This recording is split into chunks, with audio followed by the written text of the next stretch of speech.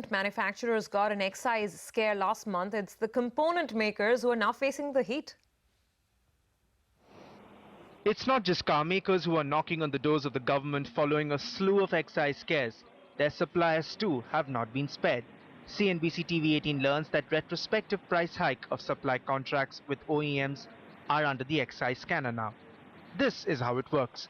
Vendors enter into long-term supply contracts with OEMs that can vary anywhere between 3 years and 5 years. However, these contracts are reviewed on a quarterly basis to adjust for changes in commodity prices.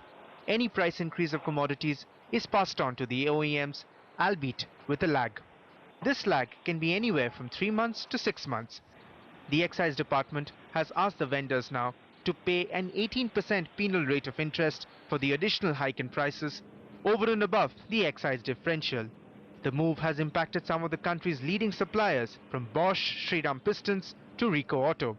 The way we settle our prices with the OEMs is every 3 months we take the average, and that applies to the next 3 months. So obviously there's a lag of 3 months to 6 months before we get the price increases or the price variations as far as the increase or decrease in our final prices are concerned. So when we raise an invoice onto the OEM for the increased prices, we charge excise duty, and on the excise duty the Excise Department charges an 18% rate of interest. The suppliers further argue that if there is a downward revision in contract price, there is no additional relief, alleging this action is one-sided. They fear the higher the commodity volatility, the higher the vulnerability, and in a low-margin business, an 18% penalty will make them uncompetitive.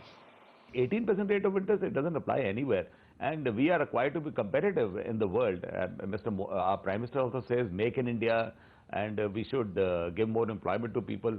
But here, these hidden costs, they just keep on adding.